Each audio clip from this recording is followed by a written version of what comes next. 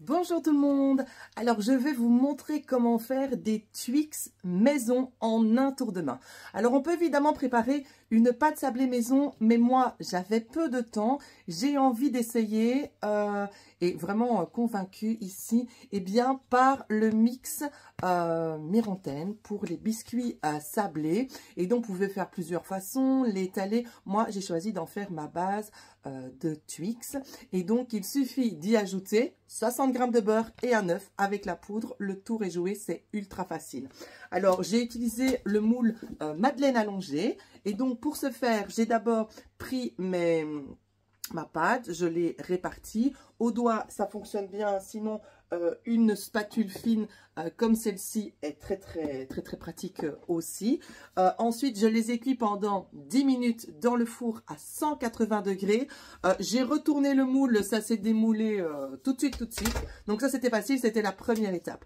La deuxième étape, je fais fondre du chocolat. Comment faire fondre du chocolat? Moi, j'aime vraiment faire fondre le chocolat au micro-ondes. C'est facile, c'est efficace. Et donc, pour faire fondre du chocolat, ce qui est important, c'est de ne pas trop le cuire, qu'il soit trop chaud. Et donc, moi, j'utilise un bol micro-ondes.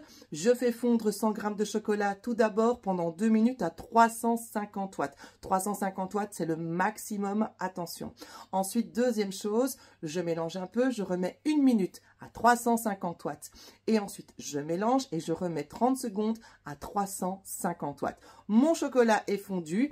Il n'est pas brûlé, comme on peut dire. Comment on va le reconnaître? Eh bien, déjà, il va avoir un aspect très lisse, très brillant. Ce qu'il va faire que quand je vais démouler ici mes coques en chocolat, elles vont rester bien brillantes aussi. Quand vous avez un chocolat comme ça qui s'épaissit, qui durcit, qui change de couleur, ça veut dire que vous l'avez trop cuit.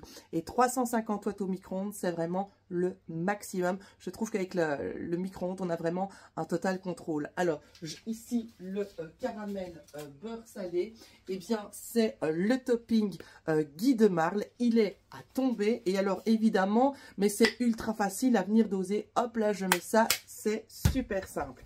Donc, ensuite, j'ai mis mon chocolat fondu, je l'ai réparti, j'ai mis mon caramel et je suis juste venue mettre le biscuit. Quand on étale le chocolat, on n'a pas besoin de venir le remettre sur les bords. Je le mets bien dans le fond, je le répartis, je mets mon biscuit et j'appuie et c'est ça qu'il fait qu'il remonte.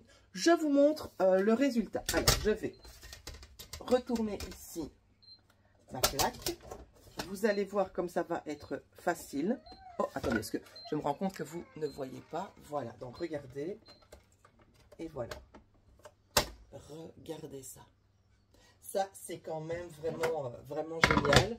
C'est facile. Et donc, ce moule madeleine allongée est vraiment propice pour réaliser ce genre de recette. Alors là, j'ai choisi de faire des mini Twix au caramel, mais j'aurais pu choisir une autre recette. Pour les coques en chocolat, c'est toujours aussi facile. Alors, je ne vais pas démouler les 30, hein, j'en ai démoulé 5.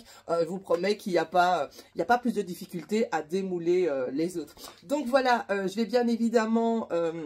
donc pour la recette, c'est vraiment facile, je vous l'ai expliqué. Et donc, si vous n'êtes pas encore abonné, allez-y, abonnez-vous. Des vidéos comme ça, des explications, des partages. Il y en a tout le temps, il y en a plein, toujours dans la bonne humeur. Bisous, bisous tout le monde!